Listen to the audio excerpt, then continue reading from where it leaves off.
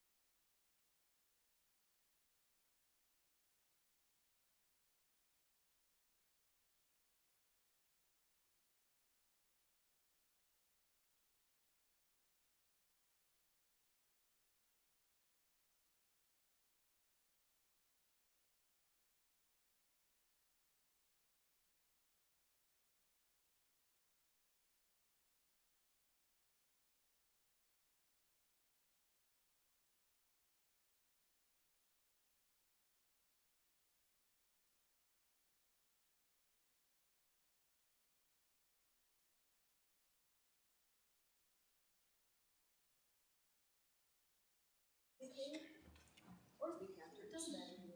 I'm making just a little list of just some things that we can run by you and thank you for. We do a lot of things. We absolutely can. Okay. Can I just email you at some time? Yeah, whatever. Doesn't have to be a big plan thing. No. Thank you. No, you can have a blizzard in your office, that'd be fine. We'll make it work. Yeah, Verizon and you get another one from Oregon, Century. No problem. My cheap cell phone. No, I'm just kidding.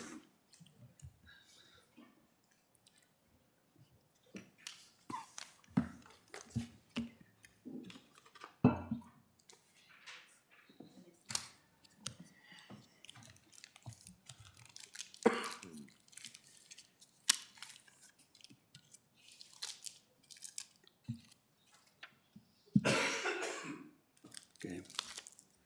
Good morning, Todd County. Welcome to Tuesday, November 7th, 2023, Todd County Board of Commissioners regular board meeting. Today we have with us Commissioner Denny, Commissioner Becker, Commissioner Noska, Commissioner Newman, along with Auditor Treasurer Gaida, Coordinator Pelzer, and the County Attorney John is absent right now. Will you please stand for the pledge? I pledge allegiance to the flag of the United States of America and to the republic for which it stands, one nation, under God, indivisible, with liberty and justice for all. And I'll make that correction, the county attorney is present. Okay, is there any amendments to the agenda? I have none, Mr. Chair. Okay, if none, entertain a motion to approve, please. So move. Motion by Becker, do we have a second? Second. Second by Danny. Discussion. If none, all in favor signify by saying aye. Aye. Opposed? Carried. Thank you. Consent items. Today's consent items are meeting minute approval, October 17th, 2023. Hire Erica Myers for full-time dispatcher, start date to be determined. Hire Carrie Felderword for full-time administrative assistant, start date to be determined. Hire Dan Gaida for part-time correctional officer, start date to be determined. Hire Katie Schultz for full-time correctional officer, start date to be determined. Hire, oh, excuse me, I'm not following along on here. So you can see. Hire Jeremy Puff for part-time road deputy, start date to be determined. Accept the resignation of Alyssa Inkford, full-time deputy, 11/14/2023. Retirement paraprofessional case aide Marie Baroon Kelly, 11/1/2023. Retirement client account specialist Teresa Sheedy, 12/4/2023. Retirement of registered nurse Pam Herding, 12/29/2023. And resignation social worker Mickey Berg, 10/23/2023. Appoint temporary eligibility worker Lisa Chapin, start date to be determined, and appoint HHS administrative assistant Abigail Dieter, start date 11/8/2023. Okay, you've heard the request. Is there a motion, please? So moved. Motion by Noska. Is there a second? Second. Second by Danny. Discussion. Yes, just a simple question. How come some of them are hired and some of them are appointed? Is there a Mr. Chair, difference? Mr. Chair, Commissioner Becker, I think it's just preference of the department and how they get submitted. And I think if we maybe set a protocol on how that should be, we could clear that up. But it's just preference by department. Okay, So maybe thank you. that's a good discussion for tomorrow's meeting. Okay, any further discussion? If none, all in favor signify by saying aye. Aye. Opposed? Carried. Thank you. Auditor Treasurer. First item I have today is the auditor warrants, excuse me, for October 2023. Background is sent for review. Recommendation is to approve the October 2023 auditor warrants with an ACH and a manual payment totaling in the amount of $9,210,502.77. This would be the tax settlement. That's why it's so large. Okay. You heard the request. Is there a motion, please? So moved. Motion by Danny. Is there a second? Second. Second by Noska. Discussion.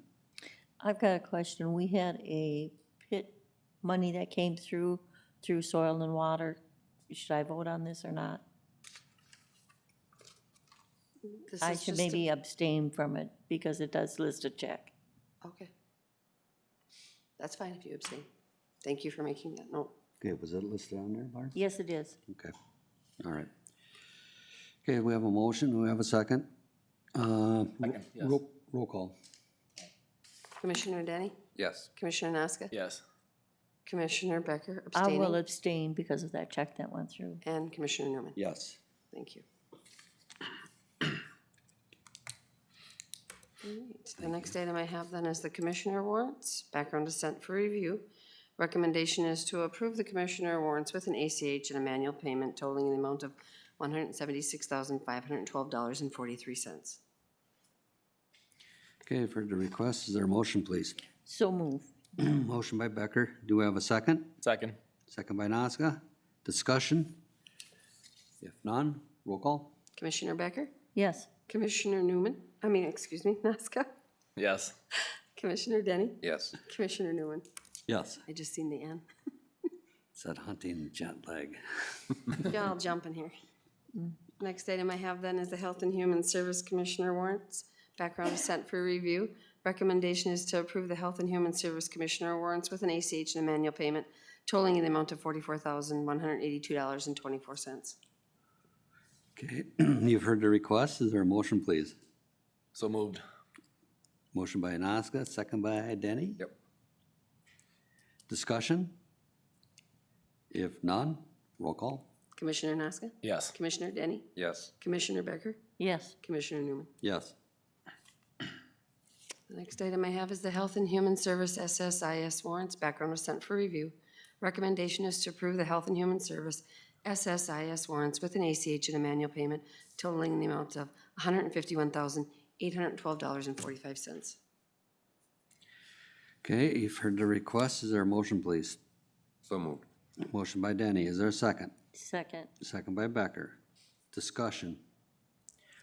If none, roll call vote. Commissioner Denny? Yes. Commissioner Becker? Yes. Commissioner Nazca? Yes. Commissioner Newman? Yes.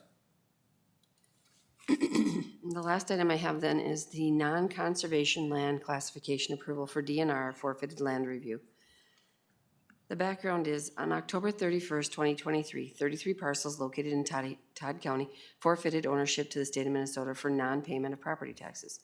Todd County administers the tax forfeited procedure in trust for the state according to Minnesota State Statute 282.01. The county board must classify tax forfeited lands as conservation or non-conservation before the next steps must be taken in the forfeiture process of the sale. Once classifications are determined, then these parcels are sent for review to the Minnesota Department of DNR. The DNR is directed by state law to review and authorize and approve the proposed tax forfeited land sales. If the tax forfeiture property contains certain features, they may attain them. Of the 33 parcels that forfeited for non-payment of taxes on October 13th, 2023, there is one parcel identified as requiring the DNR's specific approval. However, the full list of parcels is submitted to the DNR affirmation to release for sale. The county board must classify these parcels and have the DNR review of record and proceed with the public sale of these forfeited parcels. Failure to complete these steps would result in lost opportunity for the public to purchase said parcels and lapse in property tax revenue for the county and related taxing jurisdictions. Your options are to approve the attached list or do not approve the attached list. The recommendation is to approve the attached resolution for classification of tax forfeited property and requesting approval from the Minnesota Department of Natural Resources for the sale of the tax forfeited lands. Okay, you've heard the request, is there a motion, please? So moved. Motion by Nazca, is there a second? Second. Second by Denny, discussion. I always thought that when they tax forfeited the DNR automatically, if it had anything to do with water, that they would get their dibs on it. Well, they look at them. They review all the parcels. There's only one specifically that's like near boundary water. Right. Or, some preserve that they would be interested in. And they look at them and then they deem them. They're not always taking them. A lot of times they don't take them, but Well, I know we've It's had, just part of the protocol that they have to look at them. we've had conversations on the canoe landing out west of here where the county, the park board would like to get that into the county's hands because it's still on DNR. It's like 28 acres out there. And then when we did come in and try to get it, the DNR's response was, well, we don't want you turning it back onto the tax rolls. And it was the park board's intention of creating another county park within Todd County, which to me makes sense, but now we gotta go through the state legislator if we wanna do anything and attempt to Sure. get it back into the county's name. At that point in time, when that had gone through years ago, the DNR did take it, because I'm sure it followed the river. Right, Right. cause I know there's a couple, lake lots on Lake Osaka that are on DNR land, or in their name, so, okay. All right, anybody else has any discussion on this? I think the other thing is it's mandatory that we pass this and go Right, through this. yes. We don't Because have to there's say been- it's, There's no. been so much conversations every year about this, but it is something that's mandatory that we do. It's just part of state statute, and we Yeah. have to follow it, so. Yeah. Okay, good discussion. All in favor, signify by saying aye. Aye. Aye. Opposed? Carried. Thank you. Thank you. Okay, Todd Wadena Community Corrections. Good morning, Mr. Chair, members of the board. Good morning. Good morning. Thanks for letting me present today. Oh, okay. For today's meeting, Sorry, I'm getting to your slide. no worries. I can start. For today's meeting, I originally submitted a board action form requesting action. However, following our corrections executive committee meeting last night, the purpose for me being here today is to provide information only. Okay, So, the board action form has a lot of detail, but I thought it might be a little bit more helpful to go through a few slides that I put together in a PowerPoint. So, if it's okay with you, I will just get started sharing them with you. Couple details, STS shop is in our Eagle Bend building, or Eagle Bend, Minnesota. It's centrally located between both counties, which makes it an ideal location. It was built in the late 1800s, added on to in the 1940s, and then again in the 1960s. And it was purchased by Todd Wadena Community Corrections in 2002 for $55,000. Also, just a note, we started sentence to service in 1991 in Todd and Wadena counties, so I wanted to add that too. And then I thought it might be helpful to share a timeline of events. And I am not able to see the first part, but I can tell you, May 30th of 2022, the tornado damage occurred in the city of Eagle Bend, and it hit our STS shop. We immediately filed an insurance claim. And really, from July of 22 until to now, we've been actively applying for, pursuing funding from FEMA. And that's, we're getting in the final stages of that now, which is pretty exciting. So after the tornado, from June of 2022 all the way to February of 23, we had the insurance representative, adjuster, contractor, engineers all review the building. And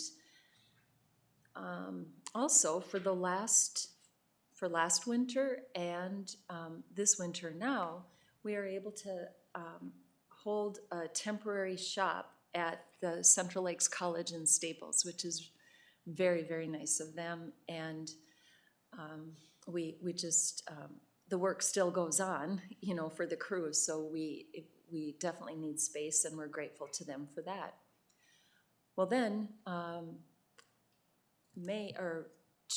March 5th of 2023, the snow weight caused damage to the roof, and we filed another insurance claim. So our insurance representative, adjuster, contractor, engineer made another trip to the building. And following that, our building was demolished in May of '23. New building plans and specs were created in September, and on October 27th, we had a bid opening.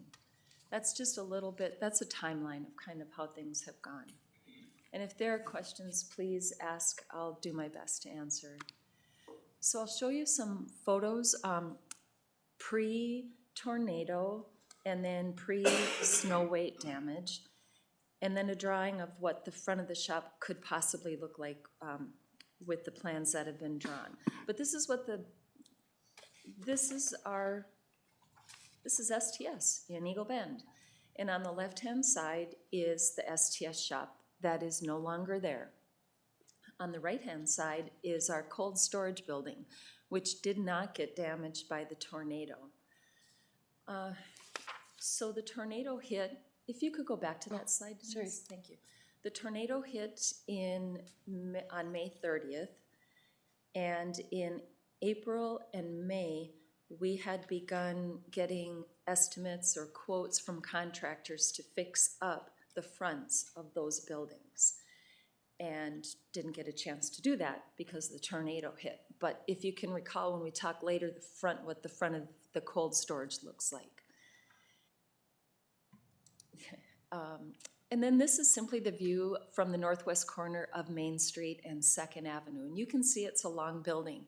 It's 146 feet long by 34 feet wide.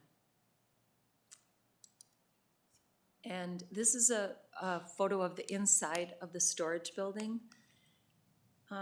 Typically, when it doesn't have like extra stuff from the shop in there, we are able to, it's quite organized, and we're able to store all of our trailers in there so that they are out of the elements. So that's not happening right now. We can't get all the trailers in. But that's the inside, that's really what it looks like inside of the cold storage. So then the tornado hit, and you can see it damaged other buildings in town. Didn't get our cold storage, but it certainly got our STS shop on the left, on the corner. And then there are just a couple more photos of, this is the front of the shop. It was explained to us last night at our executive committee meeting that probably what happened is the tornado hit from the south, blew off the top of the roof in the south, and just blew right through the building and blew that front wall out. And this is what the damage looked like from the along the 2nd Avenue side of the building. So, and that's the damage to the roof. And so after all that review by the adjuster, engineers, and so forth, insurance determined that the building could be repaired. This is the connector link between the two buildings. You saw, like, the two buildings had that small walkway, covered walkway, so that you can get from the shop to cold storage and vice versa. Insurance did not want this wrecked. We are going to fix it, however, because it has holes in the roof area there. It's not very stable, and so we are going to rebuild that. Then in March of '23, the snow weight caused damage. Damage caused the walls to bow out, and it became unsafe. And then next picture, caused the roof to collapse. And at this time, insurance adjuster determined the building needed to be demolished and replaced. So then it was in May of '23, we had it demolished, ground leveled, and that's what it looks like now. It's ready for building. This is this is the drawing of the front view, what it would look like. So you can see, we want it to coordinate, you know, and be a decent-looking building for the city of Eagle Bend, and, you know, and be proud of our program and represent it well. The front materials would be steel and different colors with a trim in between. Is that right, Mitch? Yep, that is correct. It'll have a wainscoting on the bottom, and then steel on the top. See. And I forgot. Gosh, Mitch, jump in anytime. So that's what the front would look like. That right side, if you want to go back to that, is not covered by insurance, because that was not damaged. They're not going to touch that. So that's part of the bid, though, to redo the building. Thanks, Denise. And just a little info. So we filed 2 claims with Minnesota Counties Insurance Trust. And the result of that is they issued us a building replacement cost value of $666,000, including $208,000 depreciation. Contents replacement cost value is $39,000, including $20,000 depreciation. And then FEMA funds are actively being pursued. Building plans, specs, and bids. Okay, so we went with Ringdahl Architects to draw up our building plans and the specs, and they've helped us with the bid opening. We had a bid opening on October 27th. 8 bids were received. The recommendation from Ringdahl was to go with the low bidder, which was Tradesman Incorporated out of Alexandria, Minnesota, in the amount of $853,000, and with the building to be completed by September 1 of 2024. And these are the bids received. I thought you might find it helpful to know who bid. We were really happy to get 8 bids in. We didn't have any that day, and then Mitch assured me that, well, how it works is they come in at the last minute. Yeah, typical for a little bit, or for bidding process to come in at the last minute. Just kind of the process. Yeah, so these bids, there also was an add-on for a water softener and installation of a water softener. So Tradesman is low bid, but his water softener bid is $1,485. So he also came in with the lowest bid on that addendum. Then I thought I would just really share. I want to come again to the board to talk about STS and the work that they do. So this is just a snippet, but the crews provide a lot of valuable services to Todd and Wadena counties. On average, they complete 11,500 hours of STS work each year within the 2 counties.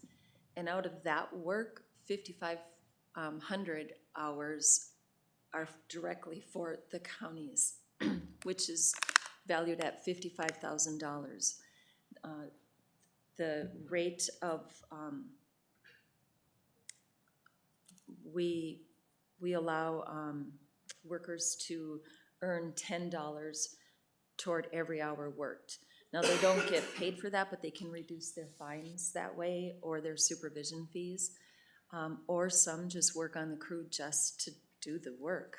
And they're proud of the work that they do. They complete a lot of projects, and they learn valuable skills along the way. We have excellent crew leaders that believe in teaching while not just showing up and telling people to do things, they actually teach them. So it's really, really cool. So MCIT is our insurance, and they provided an amount of $666,000 for our loss, the two losses combined, and that's the limit. Unless we have supporting documentation to show more that some of the repairs are needing to be made because of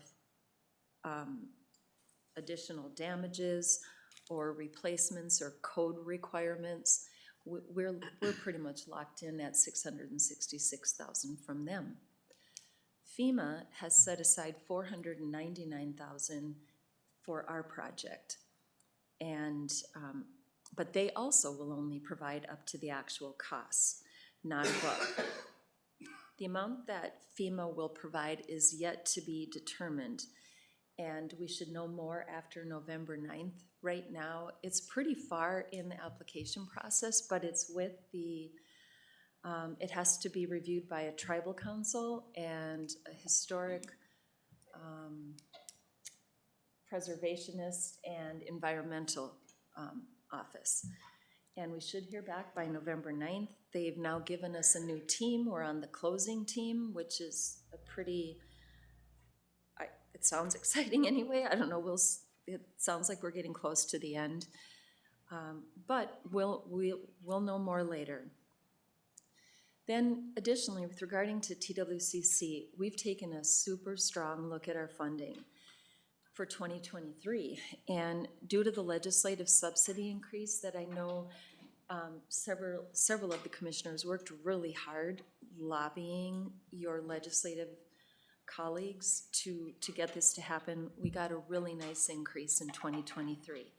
And because of that, and then a few other factors, having looked through where we could maybe take a little bit here and there from our 23 budget, we believe that at this time we can cover the additional construction costs. However, we're asking that each county be aware that there may be an ask down the road if something unforeseen happens. We're not anticipating that, but we also want to do our due diligence to let you know the latest financial information on this project. Again, this started out as an action board before the item. However, at this time, we're not asking the board to take action. We are still actively seeking funds through FEMA, and if that FEMA funding comes through, there may not even be a need for additional corrections funding, let alone county funding.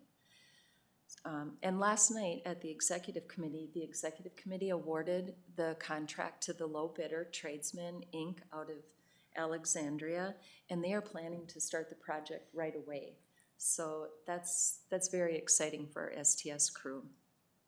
Once the project gets started and we hear back from FEMA, I will update the boards with the status of the building. And if the boards wish, I can come quarterly or more often to update you on the building project, whatever level of communication you need.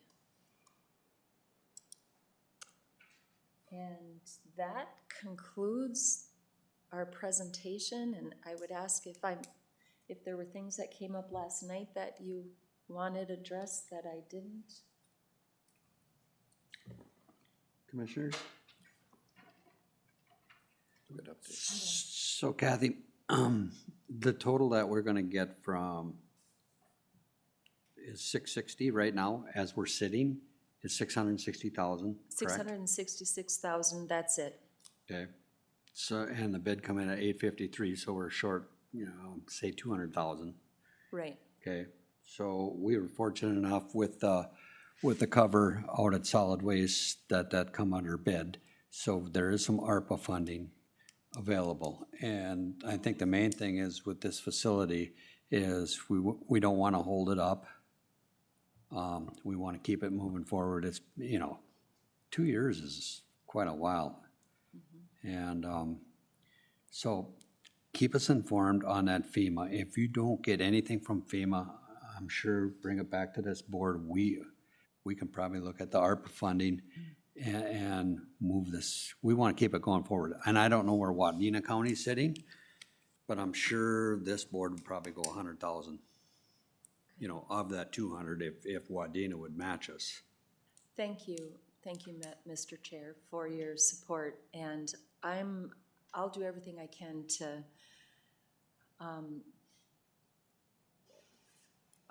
pursue FEMA funds very hard, potential Sourcewell funds maybe to help even with fixing the cold storage side. Thank you, and actually I will be heading to Wadena right after this to meet with their board. Okay. So what I would probably suggest is come back to set the next board meeting. Where am I at here? 21st. And just inform us what happened with that FEMA money, because if you're gonna find out on the 9th. Mr. Chair, if I could just add too, when we had our discussions with MCIT, there were certain things that were lost in the storm damage and with the collapse of the building overall that MCIT just doesn't cover. And, you know, why don't they cover it? And they're like, well, we just don't. There's just some things they don't. And those are the things I think we're really looking at through FEMA, like anything that would be a cement slab or a pad outside, which is part of the overall bid, is not covered by MCIT. So those are the items we're hoping that will be covered by FEMA, an underground storage tank for oil and water separation, those things. So we're hopeful that we'll get closer in closing that gap. Okay. Safety features recommended by Mitch to Dormers. dormers. Yeah.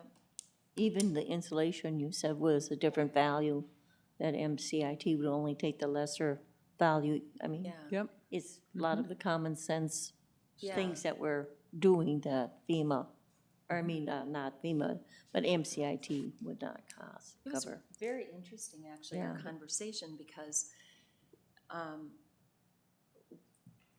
MCIT only has to bring us back to code, and the code may be outdated and maybe nothing that what current contractors are using, but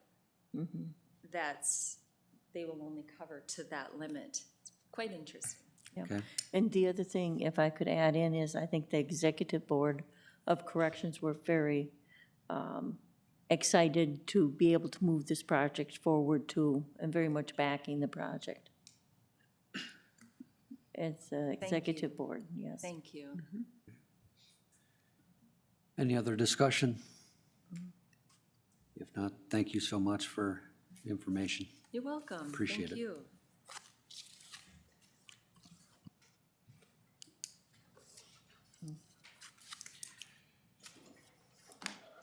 Public Works, Lauren. Good morning. Morning. Morning. Morning, Lauren. Item on the agenda this morning is a request to purchase a pickup truck, a 2024 model, for this fiscal year.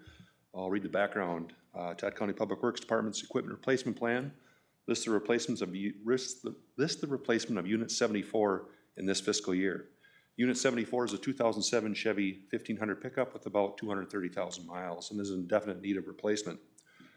Therefore, we reached out to two separate vendors that are listed on the Minnesota State bid for pickups and received the following quotes. First one from Carl Chevrolet of Yankee, Iowa, for a 2024 Chevy Silverado 1500 with a 5.3 liter V8 for just under $45,000.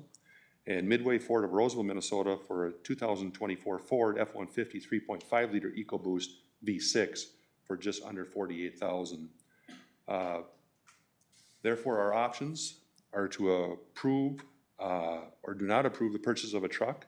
Our recommendation is to approve the purchase of the 2024 Chevy Silverado 1500 from Carl Chevrolet of Yankee, Iowa for $44,920.94 per the attached state bid quote. Could we have some discussion, Randy? Yep. Okay, Lauren, I would, the last few vehicles we bought, we actually bought out of Nias of Staples, and I think Nias actually was real close to meeting the state bid, Denise, you've been doing some, they're I've not, had- actually not listed as a state bidder, but they do, a lot of times do match that bid. I have worked with Hibbing, because they're on the Ranger, Yeah. Iron, whatever that is, because they're on state bid in St. Cloud.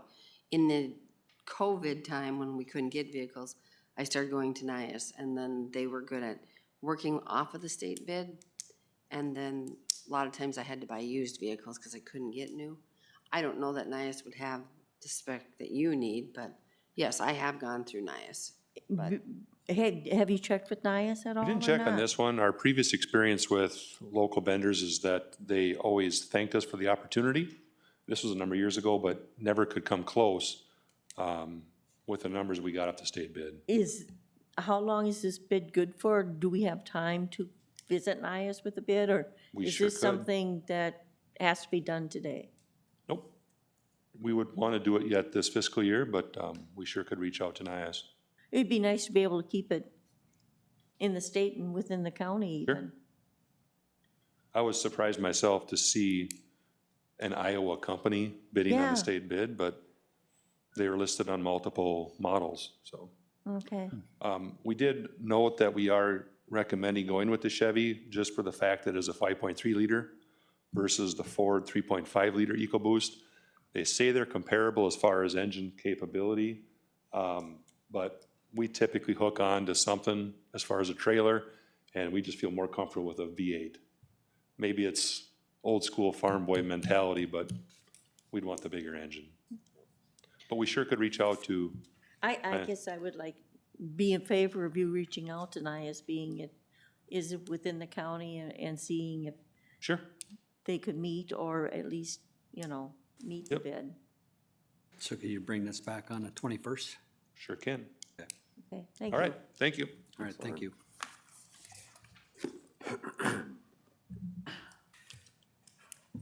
Ditch Ag Inspector, Nancy. Morning. Good morning. Morning. I have 3 items on the agenda today. All right. The first one is a County Ditch 32 hold harmless agreement for ditch maintenance. Recommendation, the Todd County Board of Commissioners approves the following by motion. Acting as ditch authority, approves a hold harmless agreement petition from Doug Carey to clean approximately 1,400 feet of County Ditch 32 on parcel 2400116000, Turtle Creek Township, Section 11. The project will be done on his own property at his own expense. Okay, for the request, is there a motion, please? So moved. Motion by Nazca, is there a second? Second. Second by Danny. Discussion? Mr. If Chair, none? this project had been done in 2014. He's just re-cleaning it Got some again. pictures of it too, I believe. Okay, And it's just the 2 sections there. The other areas don't need to be cleaned again. so 2 areas he's gonna clean out. Yep.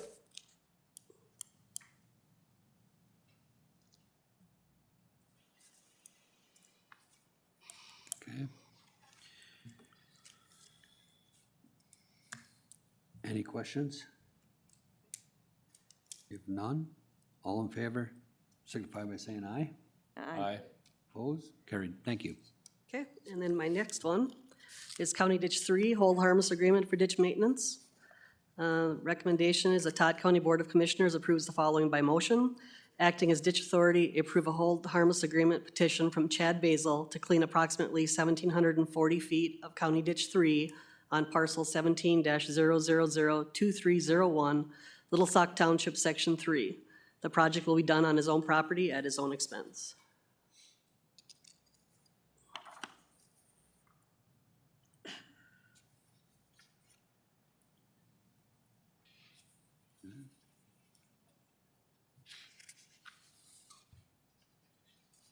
You can barely see it.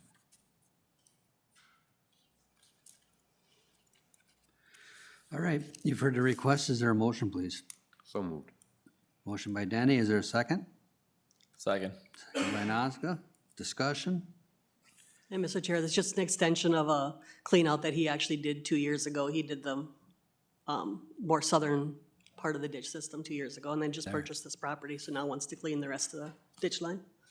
Okay, he's just gonna open her up, get a little bit more flow. Yep. Okay. All right, any further discussion? If none, all in favor signify by saying aye. Aye. Opposed, carried. Thank you. Okay, my third one is to approve county ditch inspector to begin process on County Ditch 41 maintenance project. The background on this, Lake Chaminade Lid has awarded the contract for the Lake Chaminade High Water Outlet Project.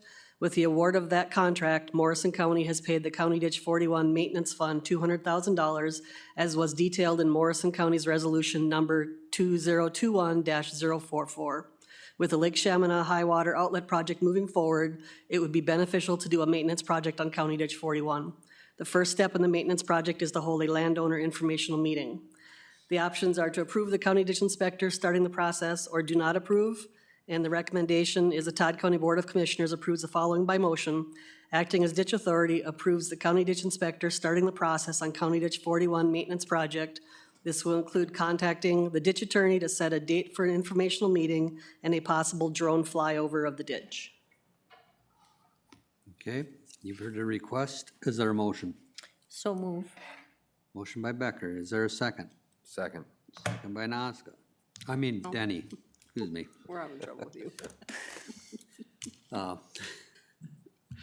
Any discussion? Yeah, I was down and visited with Nancy, and Nancy had some pictures of the drone flyover, which is really beneficial Yep. to being able to see what's going on in that ditch, because so much of it is such muck, you can't actually get through it.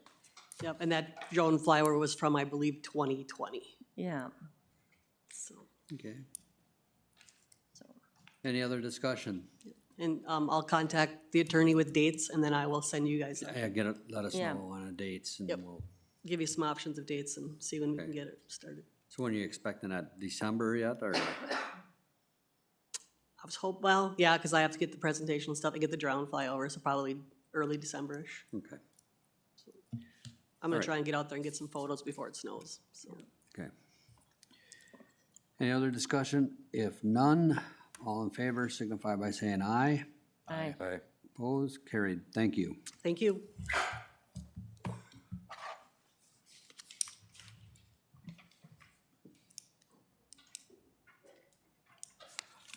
Okay, so, Chris? Thank you, Mr. Chair. So this morning I have a board action and a resolution for designation Operation Greenlight for Veterans from November 5th through November 11th of 2023. The background for this is Operation Greenlight for Veterans is designated time to salute and honor the service and sacrifice of our men and women in uniform that are transitioning from active service. The Todd County Veteran Service Office would like to designate the week of November 5th through November 11th of 2023, the week of Veterans Day, to recognize and honor the service and sacrifice of our men and women in uniform transitioning from the arms active service. Todd County would support this by having a green light displayed in the historic courthouse in their honor and for the full month of November 2023. So the options are to approve the designation of Operation Greenlight for Veterans the week of November 5th through November 11th, 2023, in recognition and honor of those men and women in uniform transitioning from active service, or to not approve, and the recommendation is to approve. Okay, you've heard the request. Is there a motion, please? So move. Motion by Becker. Is there a second? Second. Second by Nazca. Discussion.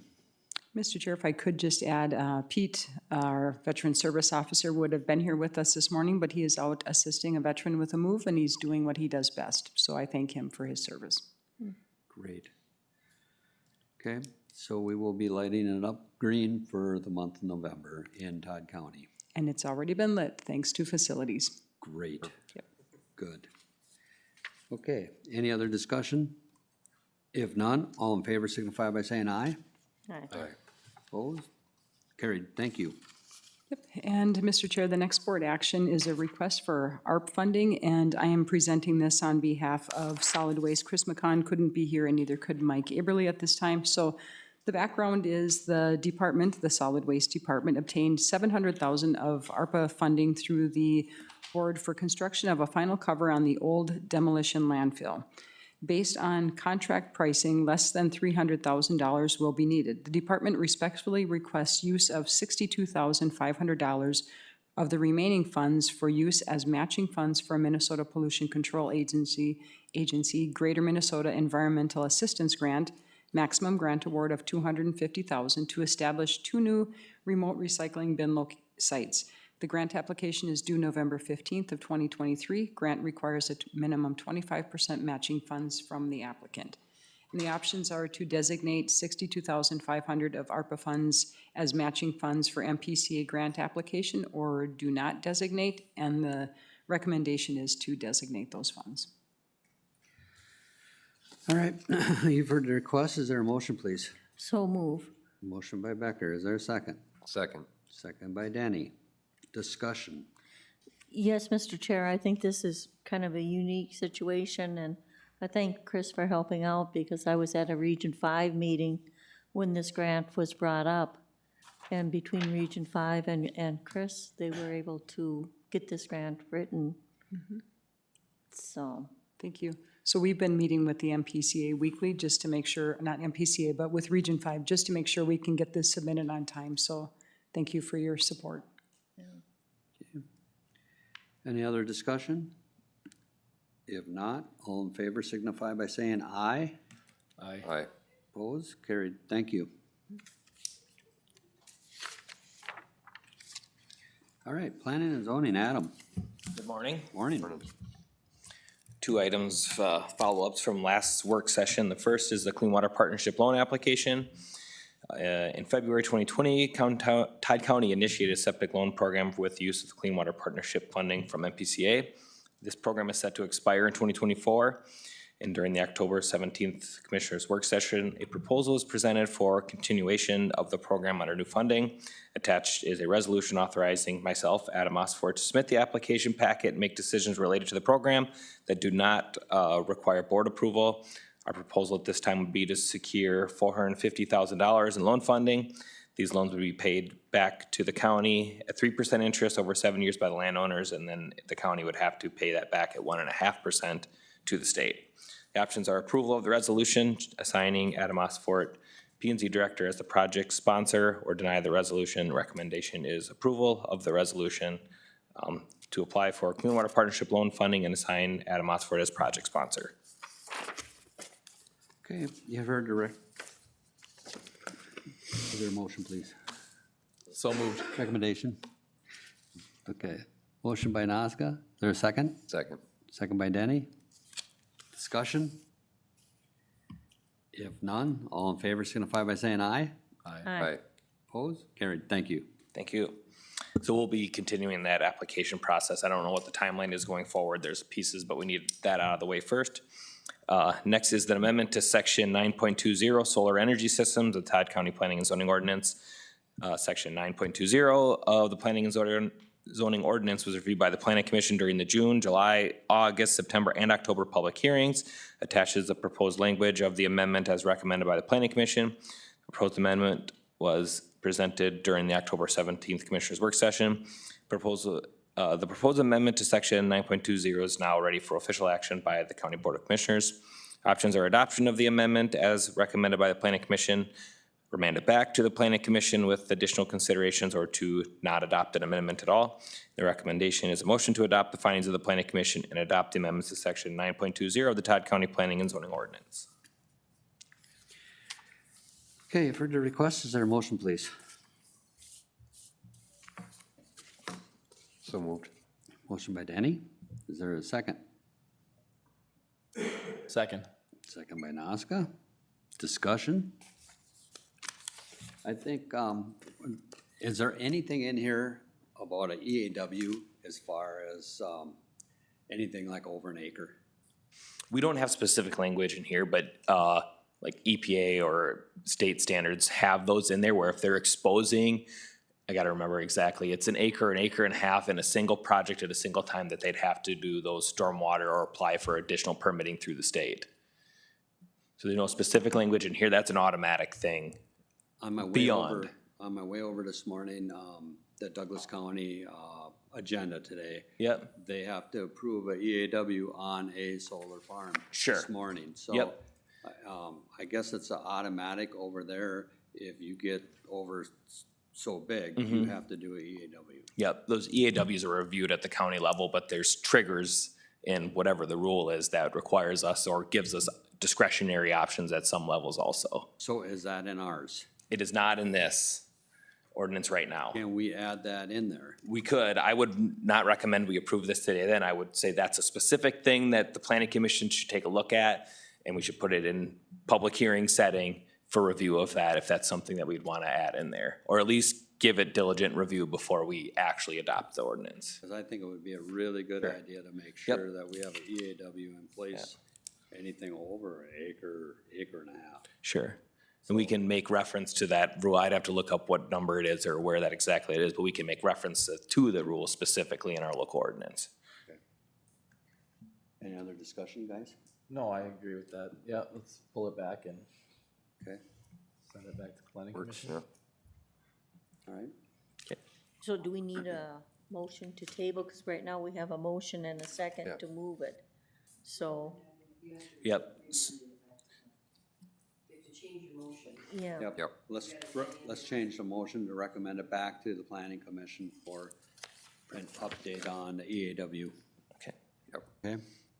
So, So you I'll need I'll a, make that motion to do the number 2 there, remand it back. thank I'll you, second thank With that you. update. the new motion. Okay, thanks. Okay, all in favor Aye. of that recommendation, say aye. Aye. Aye. Opposed? Carried, thank you. All right, thank you.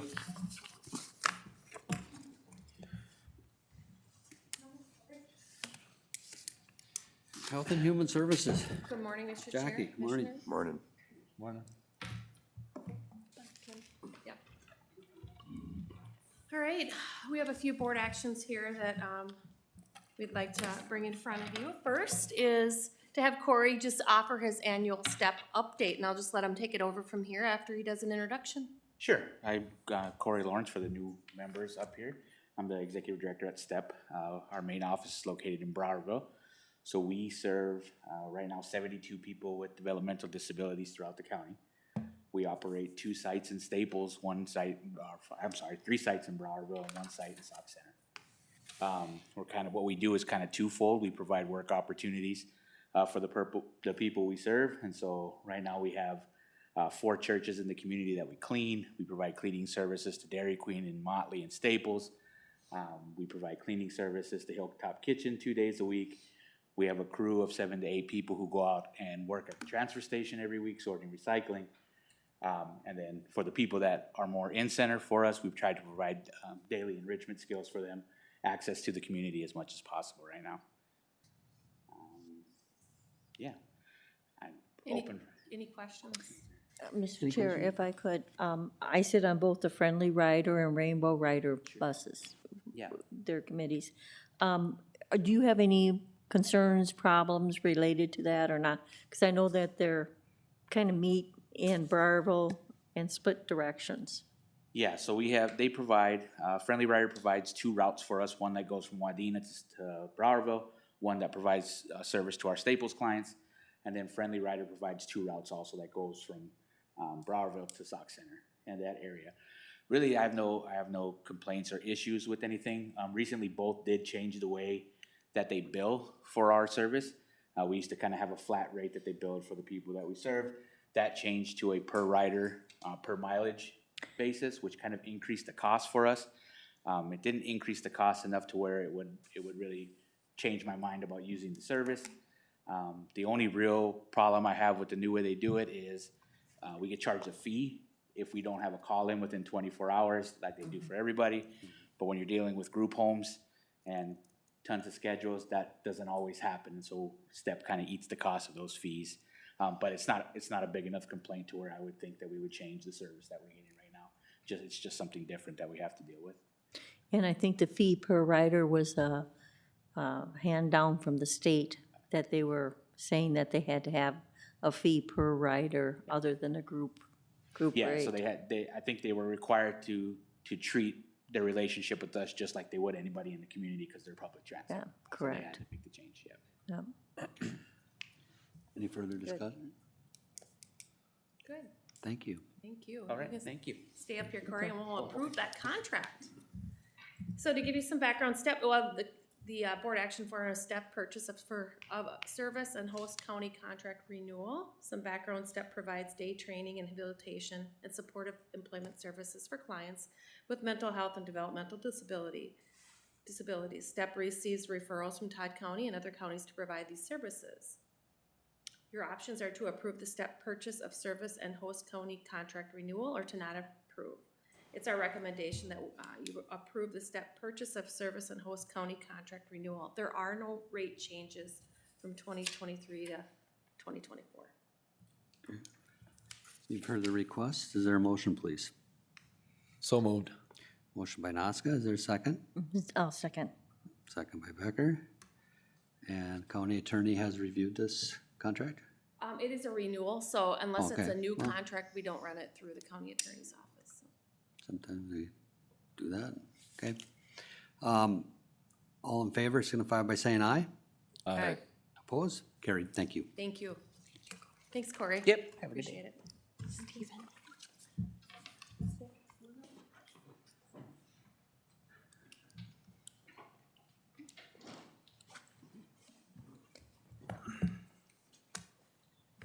Good morning. Good morning. On it. All right, our next board action form is the update of the rural Minnesota SEP for employment services. I will let you both do your introductions and give your update, your annual update, and thank you for coming in. All right. I'm Brian Gopinski. I'm a program manager with Rural Minnesota SEP. I office out of the Brainerd office, but I work with the Little Falls and Wadena offices also, which is where we service Todd County. We have the MPIP contract that we serve out of the Wadena County, Wadena office. And then we also serve all dislocated worker services with the Little Falls Career Force Center. So for Southern Todd. So I'll let Abby get into the details. I just want to thank you guys for, we've seen a slight reduction over past year. And we've always rode the highs and lows with counties. And Jackie was, when we set all this up, was generous enough to split that again with us this year. So I appreciate that and your partnership. Good partnership, So, thank you. So, Abby? I'm Abby Fowler, and like he said, I'm team leader out of the Wadena office and service Todd, Hubbard, and Wadena counties. Great to be here and see you guys. I feel bad I only see you once a year, but it's still nice to see you. And I just put together just a brief little synopsis of what this past year was like for us and how we helped. We had a lot of successes, as you'll see through here. So I won't read it all verbatim, but I just want to point out some things. The current caseload with just straight MPIP clients right now is at 24. We've got 13 of them working. 3 are in college, 1 is in accounting and 2 in psychology. 7 are job searching and 1 is in work training. And on the second page, the current FSS caseload that we have, there are 7 working and 4 that are attending multiple mental health issues and physical health appointments.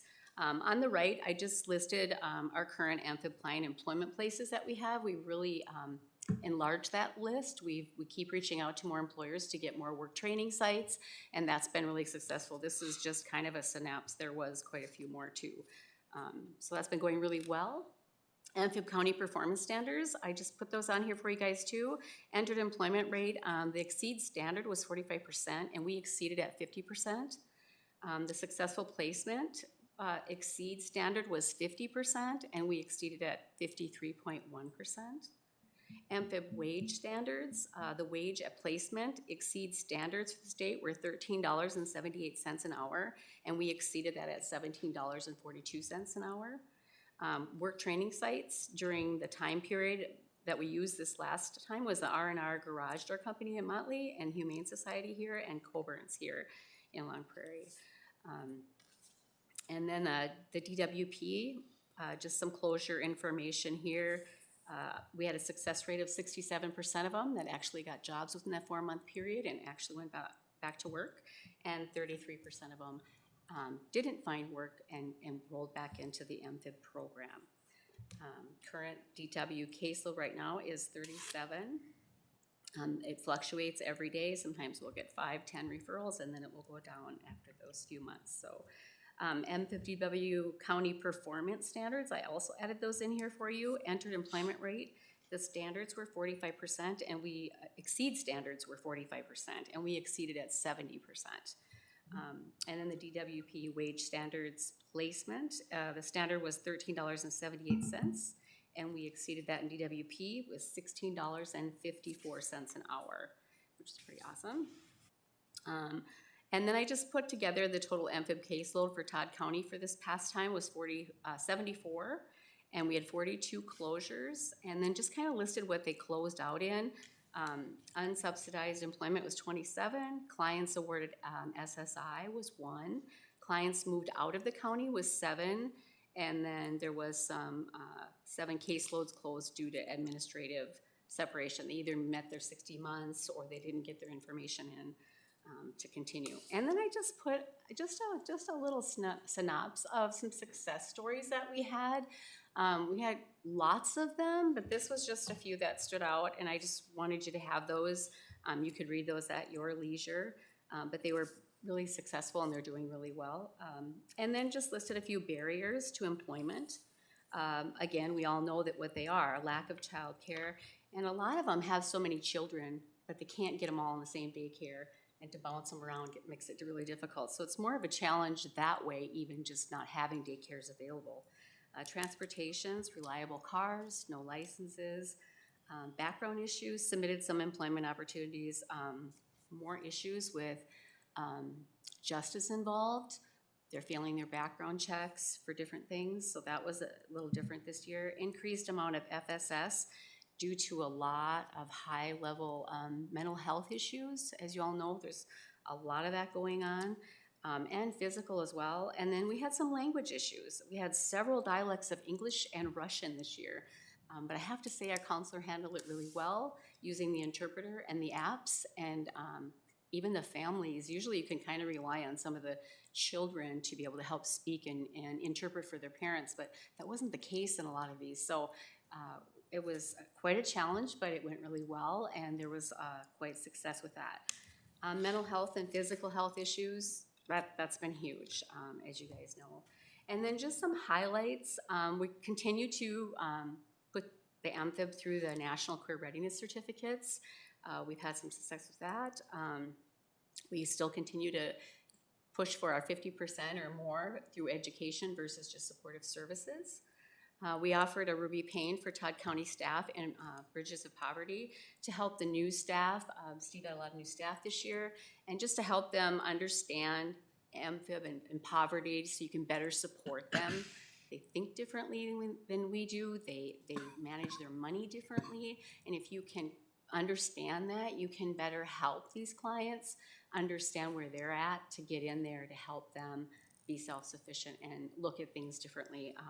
And I understand that it was really, really well Very well received. done, and it was a success that way too. We continue to offer resume and job search classes, one-on-one and in groups. We offered a car care workshop, which was really great. We ended up sending them home with some tools for that car care, so they understood how to use a tire checker, because as we know, that prevents other problems down the road if they're checking these things out. We had a speaker from Napa here in town who came in and put this on for the clients, and they were real receptive, so that was really good. We also did a budgeting class.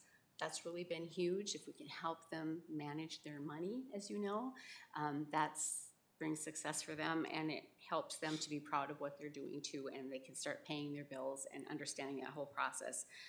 Down the road, we're looking at doing a family safety workshop, and also some mental health wellness stuff, just some things to help them better take care of themselves so that they can get out there and work and be self-sufficient. So that's what I have for you guys. If you have some questions or thoughts or anything. Commissioners, any questions?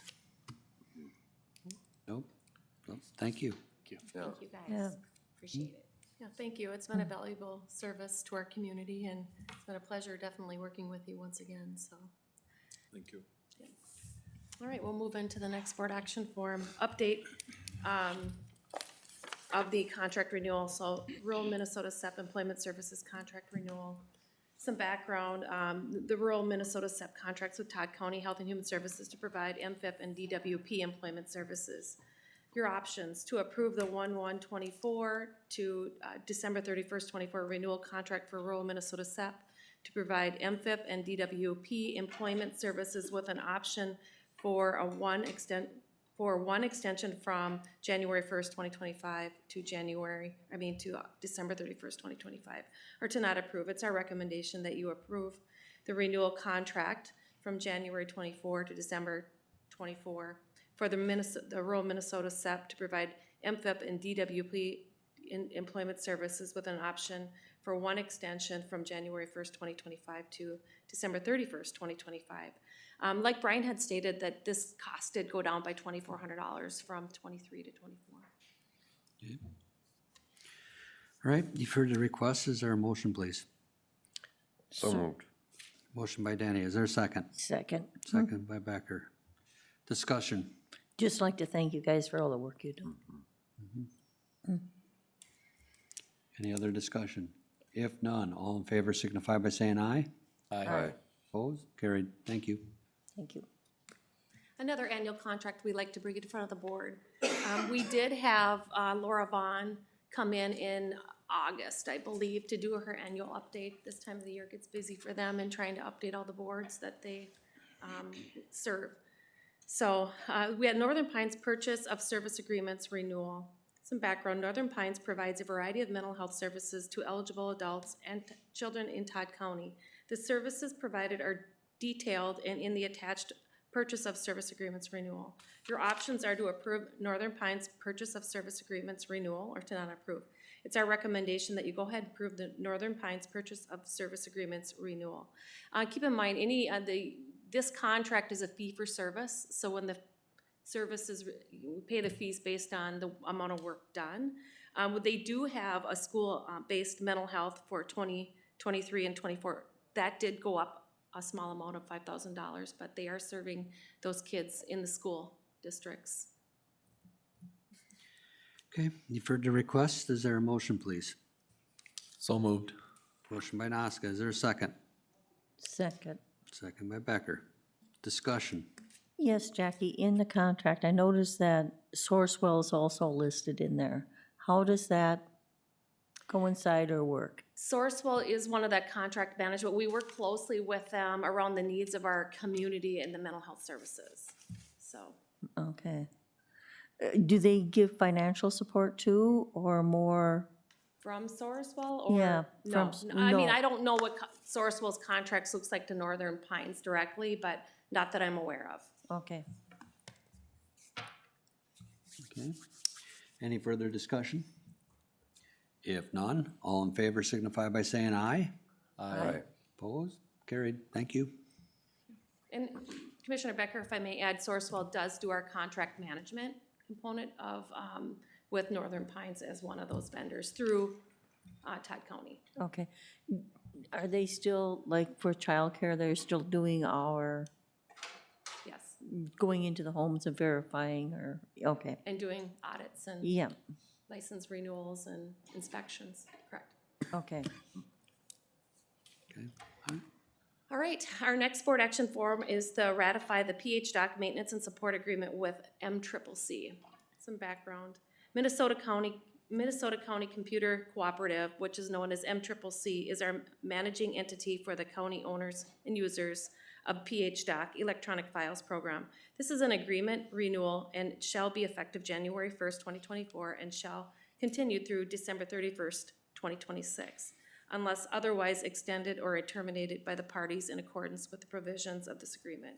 This agreement will automatically be extended up to 2 additional one-year periods, January 1st, 2027 through December 31st, 2027, and January 1st, 2028 through December 31st, 2028, unless either party delivers written notice to the other party of intention to not renew at least 1 year prior to that then current expiration of the agreement. The user group has voted the contract in each county to be required to ratify the agreement. Your options are to approve the PH dock maintenance and support agreement with MCCC or to not ratify. It's our recommendation that we move forward with ratifying the PH dock maintenance agreement support with MCCC. We did see an increase of $1,400, your typical increase with your 2-3-year contracts. Okay, you've heard the request. Is there a motion, please? So move. Motion by Becker. Is there a second? Second. Second by Denny. Discussion. If none, all in favor signify by saying aye. Aye. Aye. Opposed? Carried. Thank you. Thank you. Thanks, Jackie. Thank you. Administration, Chris? Yes, thank you, Mr. Chair. So this morning I have a couple of board actions. The first one is the board action to approve a cannabis ordinance prohibiting use in public places and places of public accommodation. And the background is at the August 15th, 2023, the Todd County Board of Commissioners had discussion on considering an ordinance prohibiting the use of cannabis in public places and in places of public accommodation. As required by law, public hearings were held on September 19th and October 17th to gather public input on the proposed ordinance. Amendments from those hearings have been incorporated into the proposed ordinance. And the options are to approve the cannabis ordinance prohibiting use in public places and places of public accommodation, or to not approve, and the recommendation is to approve. Okay, for the request, is there a motion, please? So moved. Motion by Denny. Is there a second? Second. Second by Nazca. Discussion. Yes, this covers all the townships and cities within Todd County. Mr. Chair, Commissioner Becker, it does, and that's because we've added that public health component to it. That's correct. Yep. Okay. Okay. Any other discussion? If none, all in favor signify by saying aye. Aye. Opposed? Carried. Thank you. Thank you. So the next board action I have is to approve a letter of support for SciTech Communications for Minnesota border-to-border grant application. The background is Todd County is underserved in the area of broadband options for residents in rural locations. The state of Minnesota border-to-border grant funding exists to assist in costs associated with providing broadband services in underserved areas. SciTech Communications has requested support for gaining funds to assist in providing broadband in a portion of Todd County. And the options are to approve a letter of support for SciTech Communications Minnesota border-to-border grant application, or to not approve, and the recommendation is to approve. Okay, you've heard the request. Is there a motion, please? So moved. Motion by Nazca. Is there a second? Second. Second by Denny. Discussion. If none, all in favor signify by saying aye. Aye. Opposed? Carried. Thank you. Thank you. And the next board action I have is, again, for SciTech, and this is financial support for SciTech Minnesota border-to-border broadband grant. So the background is Todd County is rated 5 in the state for the lowest available broadband. This has been especially challenging during COVID with work from home, virtual classroom, and virtual medical visits. As federal and state funding becomes available for broadband projects, Todd County continues to work with providers who are interested in making broadband more accessible for the citizens of Todd County. SciTech Communications has taken a proactive approach in applying for grants related to broadband fiber to the home. SciTech will be applying for Minnesota border-to-border grant and has asked for financial commitment from Todd County as they submit their application. Financial support from other entities strengthens their application. If the grant is not awarded, there will be no financial commitment from the county. This request was reviewed and recommended by the Finance Committee on November 1st of 2023. So the options are to approve financial support of $5,000 for SciTech Minnesota border-to-border grant, broadband grant, if the grant is awarded, or to not approve, or to provide a different amount of financial support to SciTech. And the recommendation is to approve financial support of $5,000 for SciTech Minnesota border-to-border broadband grant, if the grant is awarded. Okay, you've heard the request. Is there a motion, please? So move. Motion by Becker. Is there a second? I'll second that. Second by Nazca. Discussion. Mr. Chair, if I could just add, when the request came out from SciTech again, this is their second ask of us. The first time around, they did not receive the grant award. This time around, if Denise would scroll down to the actual map, they've lessened their scope, and they're hopeful that maybe if the grant request isn't so large, that they would have a better shot at actually awarding this grant. So if you look on the Todd County side of that middle line, so Pillsbury's already done. That's a project that they just completed. And the two green areas that you see right above that Pillsbury kind of tan color, and so the area above and below, that is serving 206 households. So, I mean, it's not a huge covering, but it's a really good start to those areas that maybe have a higher population. It's around the lakes, so then they can branch out to other connecting spots, so. Nice. Okay. Any other discussion? If none, all in favor signify by saying aye. Aye. Opposed?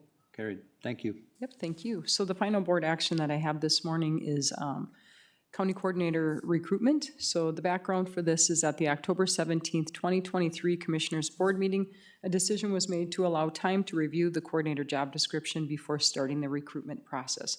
And the option 2 timeline was approved. Further discussion was held with the Personnel Committee with a recommendation to form a committee to review the job description. So the options are to move forward with the recruitment for coordinator as outlined in the option 2 timeline, or option 2, form an internal committee to discuss the job description and recruitment process, bring suggested changes back to the November 21st board meeting. And that was the recommendation. Number 2 was the recommendation from personnel. Okay, you've heard the request. Is there a motion, please? I would like to make a motion for option 2, to form a committee. And what I would like to put on that is I would like to see 2 commissioners, 2 elected, and 2 department heads to serve on that committee. So 6 total? So 6 total. Okay. Is there a second? I'll second that. Second by Denny. Discussion. Any discussion? Will this meeting, this internal committee, will they be meeting in the near future then? Oh, yeah, before the next meeting. Yeah, so I'm out of town from Thursday until the 19th, so. Okay. I would suggest the personnel. Okay, yeah, that's fine. I'm just Or giving you a the, heads up, so you know, don't expect me to be yeah. available too much to sell services. You get texts if we have any questions? Yeah, I'll get texts and emails yet, in the evenings, so I'll be able to respond to them in the evenings. Okay, all right. Okay. And elected officials, my suggestion would be our county attorney and our auditor treasurer. And then for department heads, I don't know if you want to ask department heads, otherwise I would suggest Jackie and Lauren, if they would be willing. All right, we'll have to ask and see if they'll participate, and we'll go from there. Okay. Do we need that within the motion so we can go ahead and meet with this group? Mr. Chair, Commissioner Becker, I think that would be best if they're actually named. Then there won't be Okay. questions. The only thing, if one of them would not want to serve on that board, we would have a difference, but otherwise it would be as I had stated. Okay, Okay? so, Okay, Denise? Yeah, I'll accept. Okay, Jackie? And I have the motion Okay. written as option 2 to form a committee group to exist of 2 commissioners, being the personnel, chair, vice chair, 2 elected, county attorney, county auditor, treasurer, 2 department heads, Jackie Ock, HHS director, Lauren Feldbaum, Public Works. And I would like to add one more, and I would like to add HR, because I think Nellie's out right now, but I think Nellie should be part of our discussion going forward conversation.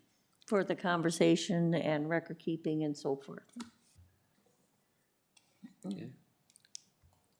Tim, you okay with that? With all of that, yes, I'll second it. All right. That was a long board action. Yeah. So we have a motion, we have a second. Any further discussion? If none, all in favor signify by saying aye. Aye. Opposed? Carried. Thank you. Thank you. All righty. Auditor Treasurer's Report.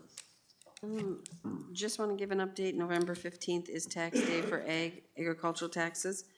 The October 15th settlement went very smoothly. Was a good payout for the end of the month.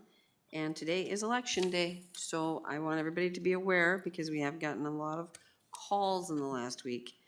The Breville school election, your voting location is Breville City Hall because it's where the school's polling location is. So these people that have property in the school district some are thinking they still get to go to their designated townships. And that's not the case because it's not a township election, it is the schools. And it's residents only, correct? Residents of the 787. Residents, yeah. Yes. Yeah. So that would be Breville City Hall, and we have accepted 144 AB ballots back. We have a Melrose School District, and that would be Independent School District 740. They are in the Melrose City Center. We have the Osakis Public School District, and they are voting at the Ed Pollard Community Center in Osakis. We have Wadena Deer Creek Public School having a special election, and they are at the Winsky Wellness and Research Center in Wadena. And then our Todd County Commissioner race for District 3 is consisting of Long Prairie City Hall, Long Prairie Township Hall, and Reynolds Town Hall. And you will go to those locations that you file in. So there are 3 polling places for those. And polling places have their hours listed.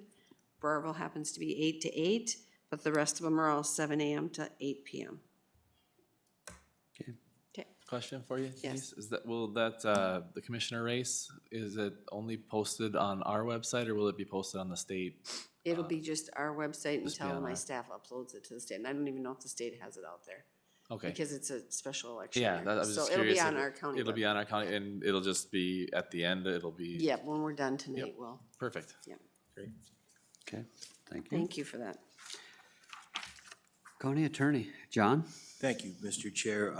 We did have another applicant for the vacant Assistant County Attorney position. That applicant chose to go elsewhere.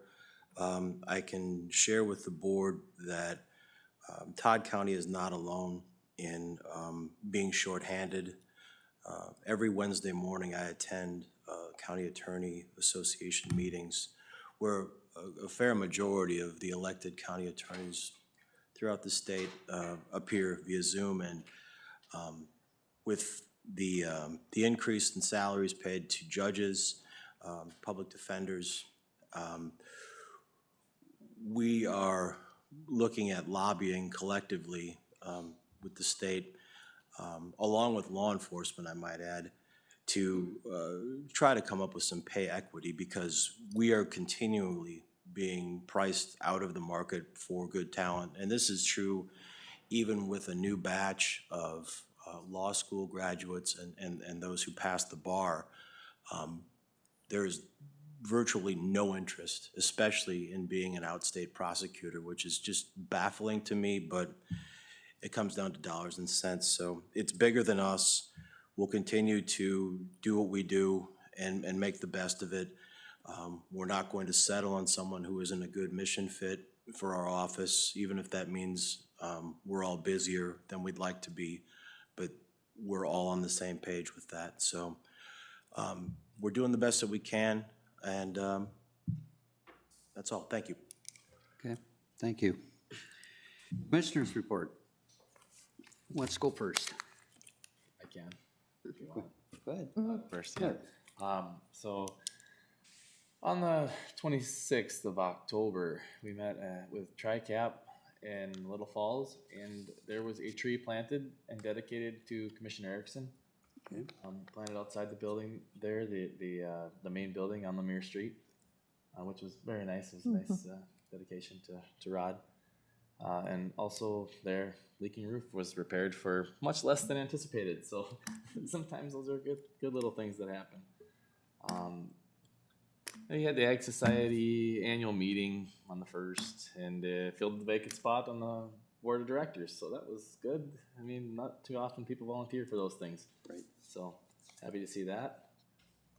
And then otherwise, nothing that I guess we had that meeting last night for the STS shop, which was Okay, good information from Kathy. thank you. Barb? Oh, on the 18th, had Friendly Rider meeting up in Wadena. On the 19th was West Juvenile Regional, and that was up in Moorhead. And then we had the AMC district meeting, I should say, in Fergus Falls. On the 10th, we had the Region 5, and then we also had public health training in Wadena. We had the speaker come in. On the 27th, we had facility policy, and then also that afternoon, we had opening of bids for the corrections building. On the 30th, we had personnel, and on the 31st, Commissioner Newman and I were able to judge the Halloween costumes that came through the courthouse. So that was kind of a fun. And Commissioner Newman thought ahead to get candy for us to hand out.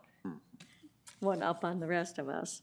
And then on the 1st, we had the Mississippi Watershed, and that was over at the DNR building in Brainerd, and that was approved and will be sent on to the DNR. And that the next step is in December in the cities. And then last night, I had a correctional meeting in Staples along with Lou. Okay, thank you. Commissioner Denny? Nothing to report. We had a illness at our house the last 2 weeks, so the kids and my wife and I have been struggling with that. We're getting over it, so I was unable to attend my meetings, but I did follow up with all the committee members and the board members, and there was nothing to report to this board. Okay, yeah, because that nasty cold was, yeah, I got it, so. Yeah. Okay, shockingly, I had really a light last 2 weeks, so it's kind of interesting. I told the coordinator, it's like, oh my, it kind of lightened up this last week, but I did have policy on the 27th, personnel. I had Central Minnesota Council on Aging. We're still doing Zoom. I also got to, like Commissioner Becker said, judge the Halloween contest, which was fun. And then this week, it's gonna be, this is our busy week again, and you know, we have department head meeting, solid waste, water and soil, Rainbow Rider, and then next week, we will have personnel and canvassing. So we will make sure we register the votes from today. Otherwise, I'm suffering a little bit from deer hunting jet lag. 5.5 hour drive up on Friday and 5.5 hour drive back home yesterday, which is, it gets you once in a while, so. And then all the fun hunting. So, I'm hoping everybody had a good, safe hunting trip down here. It was fun to spend a couple days with my son up there, up at Camp Newman, and anyways, is there anything else that needs to come in front of this board? Mr. Chair, I do have a. Coordinator report, sorry. Yep, after she's done, then I have a couple. Okay, thank you, Mr. Chair.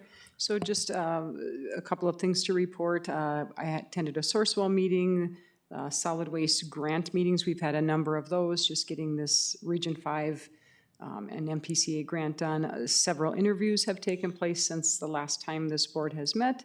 I also attended the diversity, equity, and inclusion training that Commissioner Becker spoke about. We've had facilities, we've had policy, we've had bid opening, personnel committee, CPT meetings, and I was able to take part in the Historic Resource Advisory Council meetings that were held last Thursday and Friday, and that was a virtual attendance, but that was meetings where they ran on all of those grant applications through the Minnesota Historical Society, and I will have to say that they were very favorable of our grant application, and they've recommended it to move forward. So that's exciting news. Yeah, after how many years? Many years. Thank you, Chris. Yeah. Yep, good stuff. Yes, I have a couple things to add. I stand corrected that all of our results we will upload to the state. So the state website will be running tonight as well, and the school districts throughout the whole state will be posted out there too.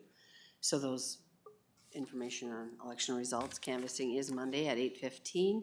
And then I wanted to bring up a little story that I wanted to tell when Kathy was here, but I knew she was on a mission to give her presentation and get up to Wadena.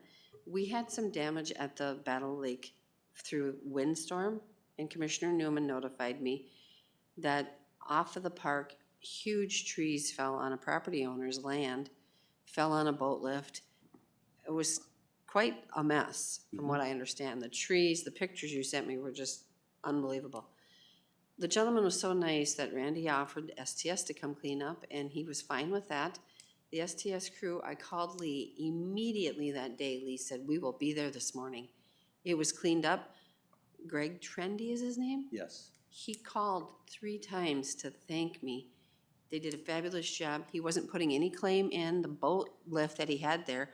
A tree was on that. He felt it was fine, but he just could not commend the county on how fast they got on this and how wonderful the Sentence to Service crew did. So I wanted Kathy to hear that, but I didn't want to interrupt her presentation, so hopefully that information gets back to her. But they did a fantastic job, and they thanked you, Commissioner Newman, for getting the ball rolling. And I just appreciated it because it wasn't another claim I'd have to file with MCIT.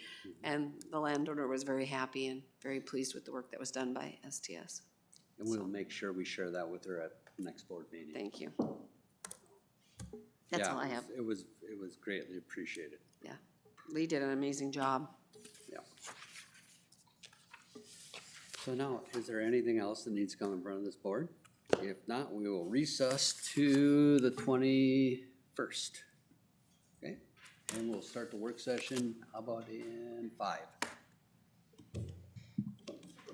Thank you.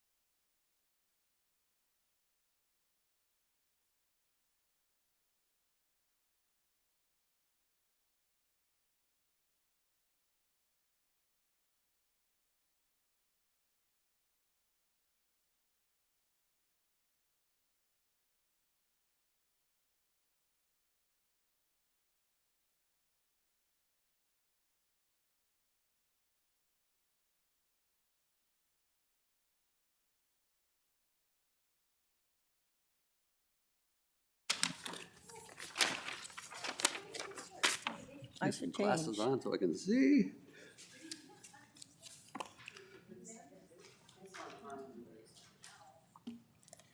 All righty. Oh. I know what these are like. Favorite gummies. I haven't had that one. Oh, I have to try one. All right. Okay. Good morning. Welcome to the Tuesday, November 7th, 2023 Todd County Board of Commissioners work session. First on the list, we have RN SW Care Coordination. So we wanted to come in front of you. We went to personnel, the last personnel meeting. My days are all kind of running together right now. But we have, today you approved a retirement for one of our care coordination nurses, Pam Herding, right?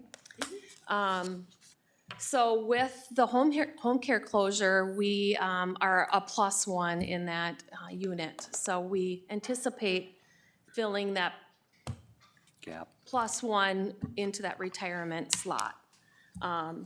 Now, in looking at our numbers, this is something that Kim and Hillary, I think we get a bug flying. So for that hornet or Didn't land in my hair or anything. No, it flew back. The slaughter here, but where's it gonna be in a That minute? extended one. Let me know if it lands in my hair. That's right on the screen there. So with that, we have that +1 position now. And it's a budgeted position that we can't go without at this point due to the volumes of intakes and cases and just the need to do the work.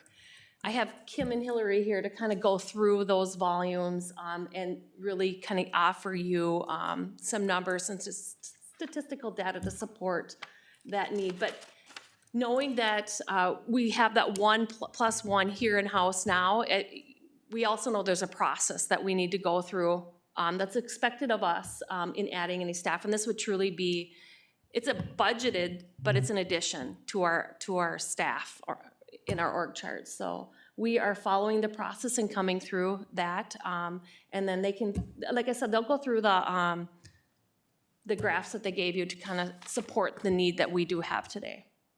Yep, so it has really been nice to have that +1 if that's, I know, it's like, I guess how do that's we- what we're calling it, just to kind of keep it track of it.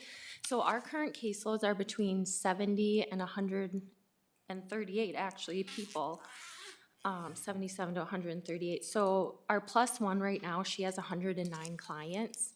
So, you know, we were able to fill that position really quickly. We checked with other counties in like central Minnesota, west central Minnesota in our regional group just to see where everyone else has placed with numbers, what it looks like. We haven't added a person to our long-term care unit since 2017. So it's kind of nice to see where other places or counties are at. And right now their caseloads are 50 to 60 people. So we are well over like with each of our staff. And it's really showed, you know, with Tim retiring in December, we have actually been short-staffed until Gwen was able to take his position. So we've already been running with staff stress, covering even more clients than, you know, what they had before and already having a high caseload. So it's starting to show, as you can see with the graphs, if you want to look at, so the first one, min choices, that just continues to increase. The initials, right now at 2023, we're only at 111, but that could change any day. Sometimes we've gotten 3 to 5 intakes in one day. We only have one person that is doing the initial intakes, reassessments. We only have one person doing them. She had to cover initials for a little while that person was out. And so we continue to increase with that, the number of reassessments. Waivers, that continues to increase. And one of the things with min choices is we are launching into our new system finally that we've talked about for like a couple years now. We're in the new system. We're not even fully in the new system, but it's taking more time as like you guys know, when it's a new system, it takes longer. It's not the 2 to 4 hours, it's the 8 to 10 or longer hours because the system also isn't fully up and running, so you have glitches and you have to try to do a workaround to make it work, or you have to contact the min choices team to try to fix it. So it's not as efficient yet as we would like it to be. it will get there. We It hope. just, it's been a 2-year project Yeah. with DHS to implement this, with many delays, many critical fixes that need to be done, along with many things that would enhance the system. Again, it's been 2 years. We're still struggling to get those. You know, when you fix one thing, you break another. It's been very, how many times did you go through training to prepare for this system? 3 different times? At least 3. So they would train the state, and they would put it on hold. They would train the state again, put it on hold again, train the state. So the FTE, the volume of time that we have invested as a county with training in this, and the system still isn't great. It provides an assessment tool for us, but there are a lot of critical fixes that yet need to be completed, which is causing us more time to do an assessment. Right. And this new Mr. system yeah. will be fully up and running come May. We can't use our old system anymore, so. Whether staff- it's fixed or not, we have to all go live in May. Yes. And our Mr. hope Chair, if I is, could. Yes, No, I'm I sorry, was go just going to say that at our district meeting in Fergus Falls, this was definitely a conversation topic between the commissioners. Very, very concerned of what's happening. And not only with Min Choices, this has been very concerning and a long, long time in coming that they've been working on it.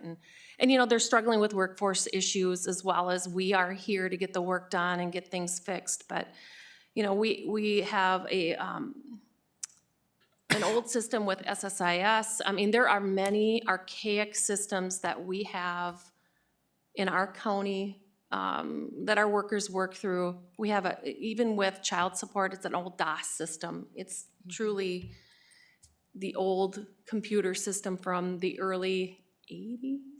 yeah, So we're talking system modernization, but let me remind you of Minlars, how well that went. So we have to pick our battles. This is something that is a priority for DHS with a greater issue with all the systems that don't work well, so. And the unique thing about this time launching into Min Choices, before it was just our under 65 waivers. Now this is our health plans to our care coordination and our elderly waivers. So we're adding everybody into this system. So no old system, no paper long-term care assessment. And one assessment can take up to. Like 8 to 10. But if you have glitches, it could be up, I've heard 14 hours we've had someone And what working they on initially one, so- promised was, Well, it's supposed to make our life easier. yeah, in which it is not.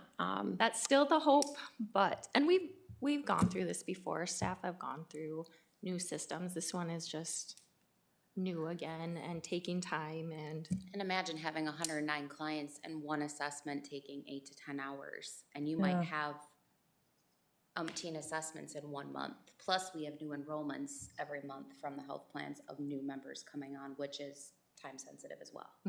So, And then they come in and audit us. yes.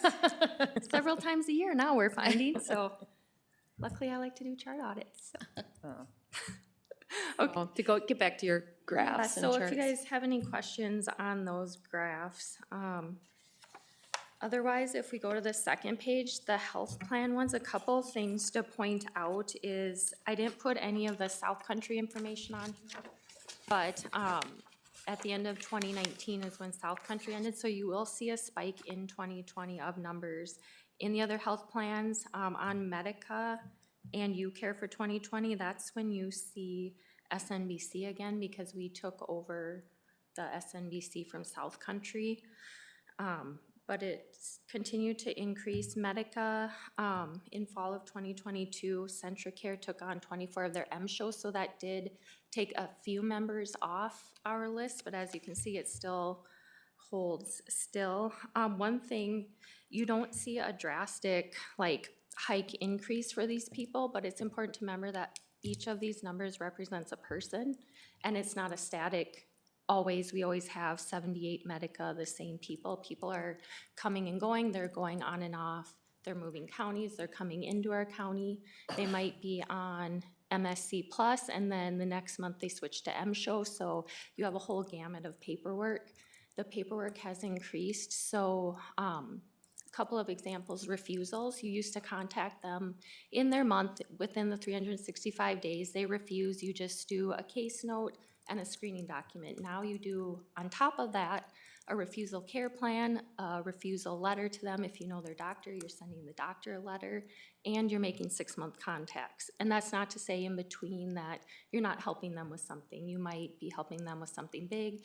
They might just need a dental list. So it's not that we're just touching them once and that's it. Same with unable to reaches. It's not just a screening document and a note. You're contacting them for attempts, but you're also doing that again at the 6-month attempt, and you've got the care plan, you've got the letters, all of that. So that work has greatly increased. Along with HRAs, you still have the, I'm not sure, is that a 20-page document? Otherwise, if it's a waiver, it's a 30-page assessment that you're doing. You might be doing that several times a year if if they have a significant change in conditions. So the paperwork load has increased. So even if you don't see huge numbers, it's the paperwork, it's that time.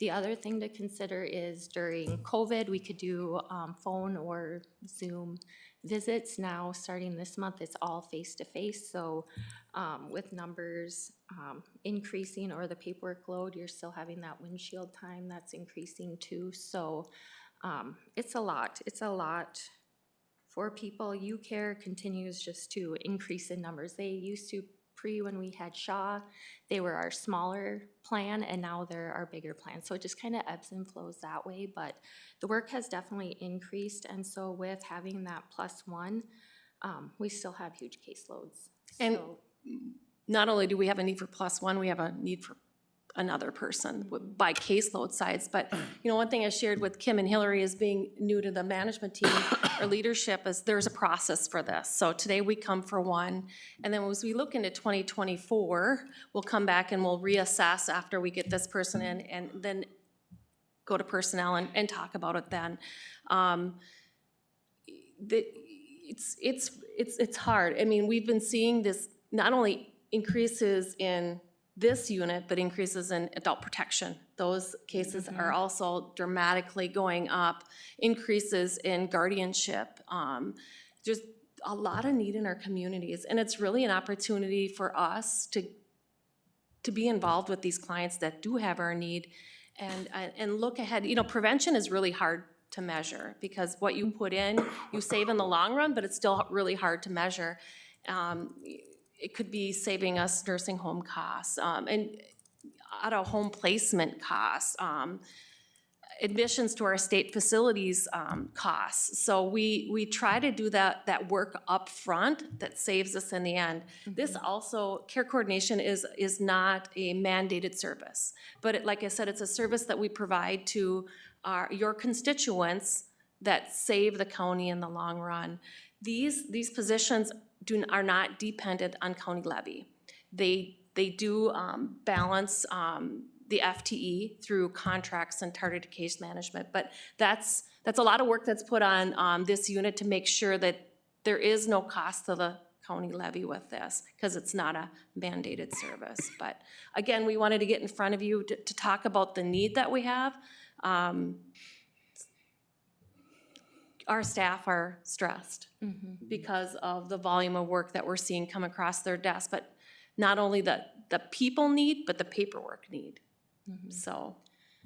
yeah, and that's the hard part. Not only the paperwork, an offshoot of COVID was that providers don't have the high staffing levels. So instead of just calling one agency for a service, you're calling 5 and they might still not have a service, and you're waiting and constantly checking back. So that piece of the work too has become more time consuming. So besides like staff burnout, our worries are that we're missing out on revenue because we can't see everybody the way we want to. We're not providing the services or feeling like we're able to provide the services when we're just putting out fires and just kind of doing the bare minimum, and that's not how we generally operate. We like to operate at a high level and meet clients' needs.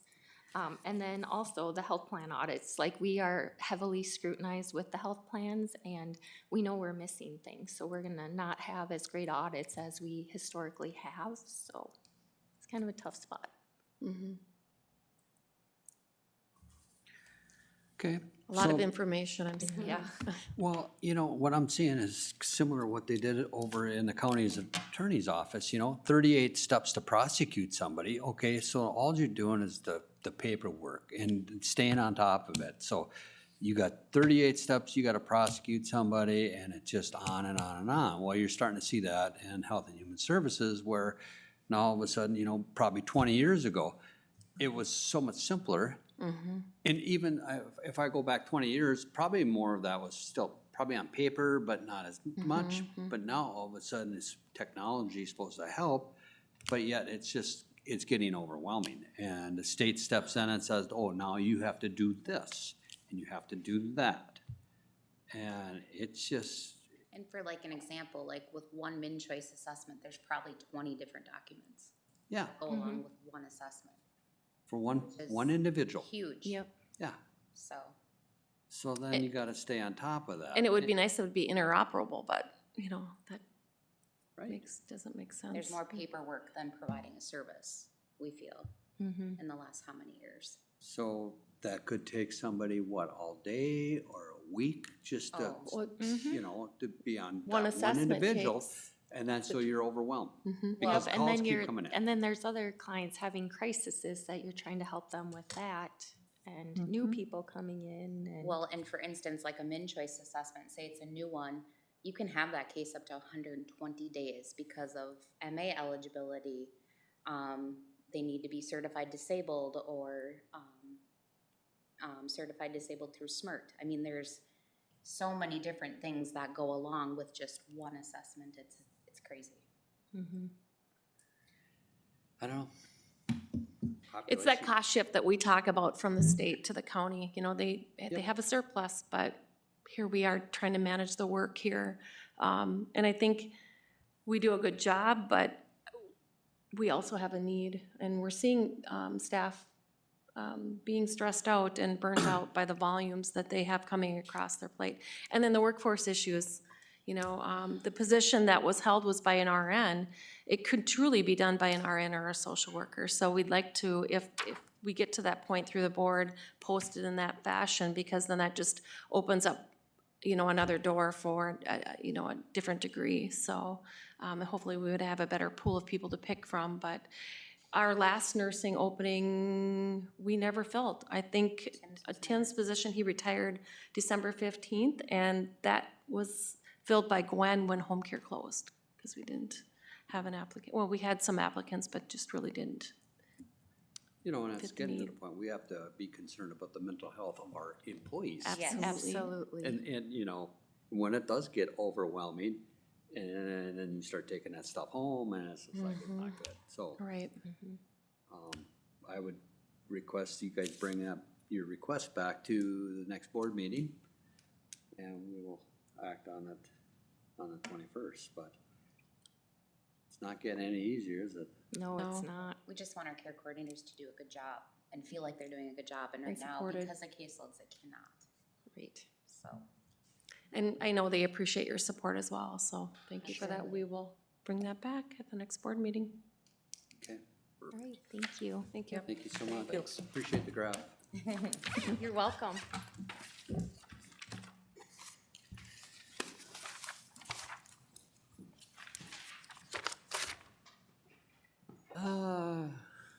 County motor pool software. I'm just here today to talk about a county motor pool software system that we're looking at. Earlier in the year, we visited with Coordinator Pelzer, and between her, I, and Jolene, we got some vendors that we met with through Zoom. What we're looking at here is we service 33 vehicles in the motor pool right now for doing county business. And this is not including like the public works or the sheriff's department or the solid waste vehicles up at the shop up there. This is just specifically the ones that we use in the courthouse system. And to date, we use a scheduling system through our SharePoint. It works good. It's some days it's not the great, but it works and it's fine. But we're finding some struggles with Right now, they go out, they reserve their car, they go downstairs to a lockbox, they get their key and they go. Well, we have situations where somebody grabs the wrong key, somebody takes a car that wasn't theirs, then we're dealing with those issues down in my office in the morning as a scramble, trying to reschedule people's reservations, a car won't start, somebody had a problem with the car the night before but didn't report it and just left it, now the next person goes out and the car's, so it becomes quite a scramble. So we thought, is there some kind of software out there that can help us, one, track better for maintenance, because right now we're manually doing that downstairs, my staff is. And that's okay, but that's very time consuming for 33 vehicles. And then the staff they'll email back, which we have a good system there too, and I appreciate all the work that they do, because they'll email and they'll say, check engine lights on. Well, I've already known that, but I'm trying to get it into a service garage. So this way, if we had a tracking system or a fleet management system that's a software that could go out and pull those vehicles right away, so we wouldn't get 15 emails on the same, there's a rock chip in the windshield, there's a rock chip, and I'm answering back, yep, taking care of that, I'm on that. That would alleviate that too. But anyhow, getting back to the fleet command software that we visited with Scott from Scott Farmer from Agile Fleet, and how many times did we Zoom? Oh, I bet. We probably had half a dozen. Yeah, at least. But what they're offering is, and I didn't send this on to you yet, and I can. It's just it'll be a kiosk system that it'll be like an iPad sitting there, and they'll do the reservations the same way, but they don't get to go pick the brand new Traverse every time. It's a rotation, and so that makes the cars rotate, which prevents the lot rot. Because right now, and I'm not picking on some employees, but we have some that are, I'm only gonna take the 2022 car, I'm not gonna take the 2015 Impala.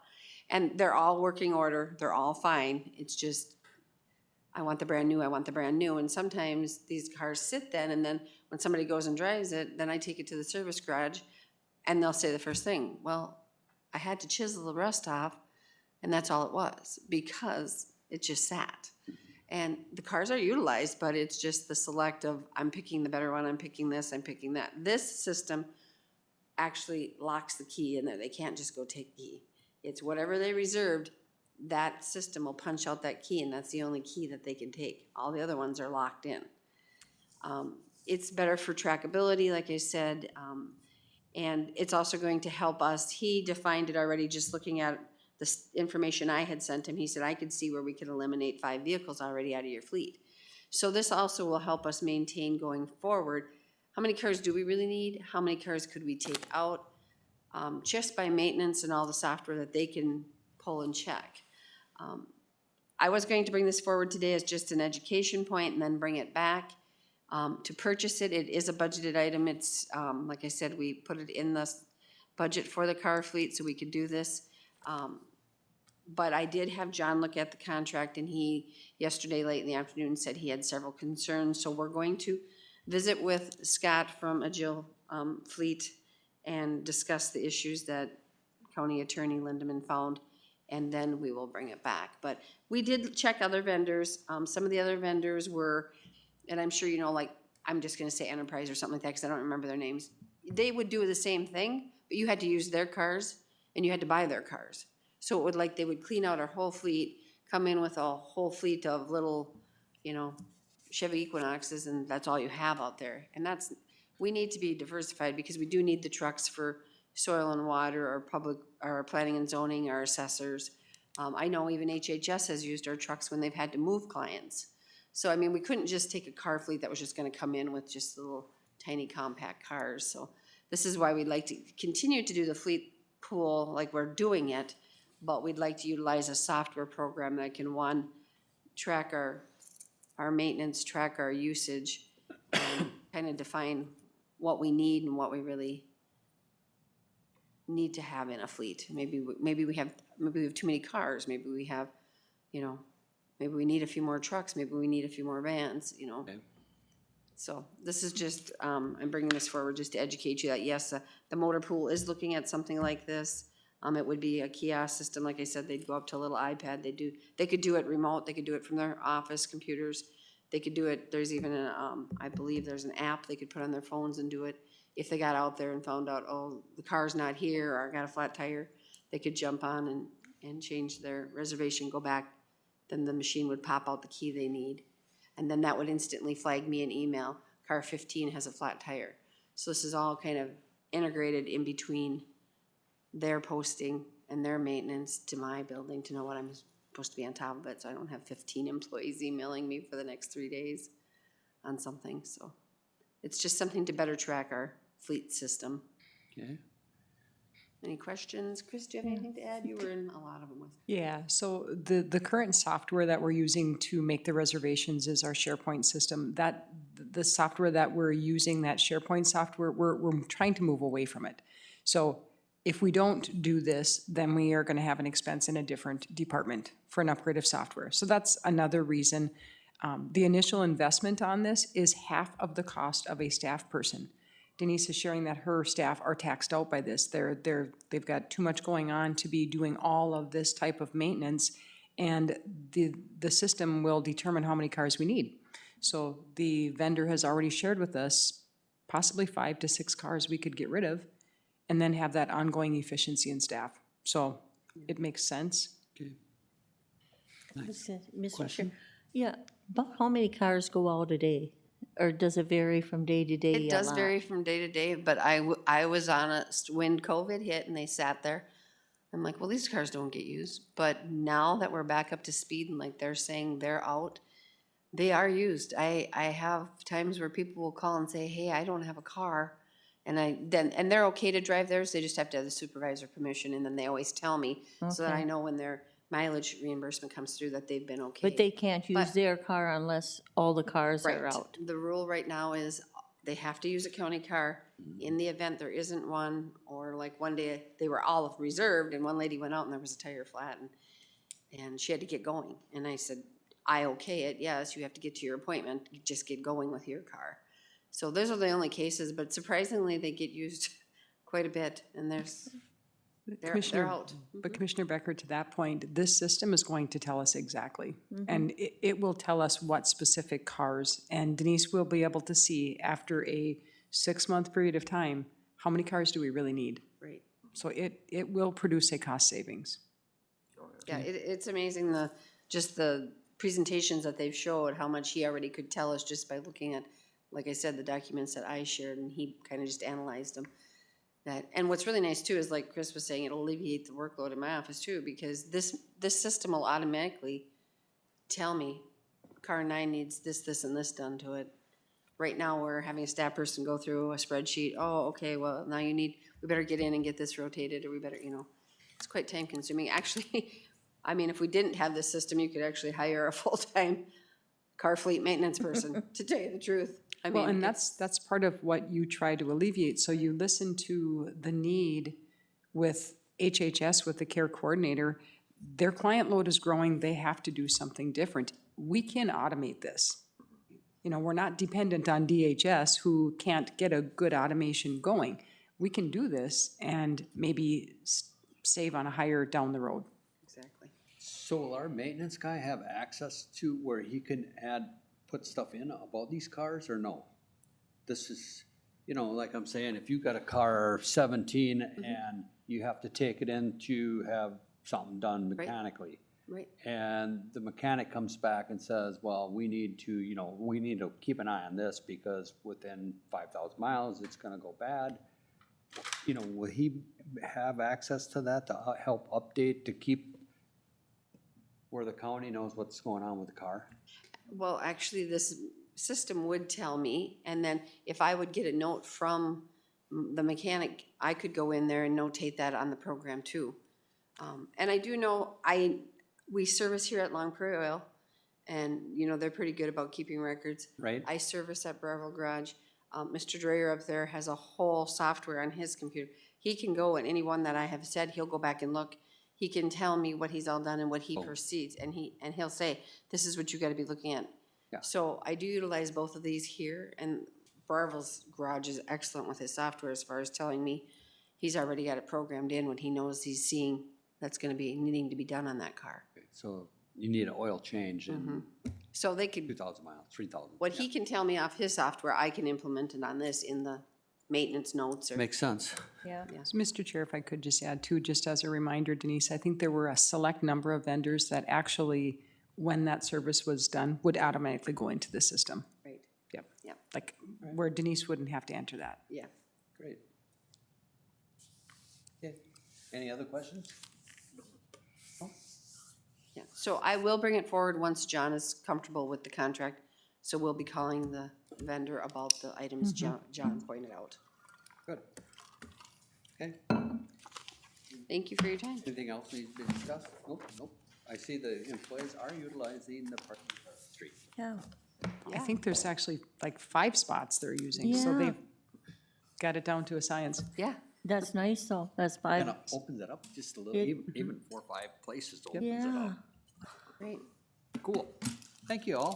thank you. Have a safe trip. Good hunt. Yeah. It's always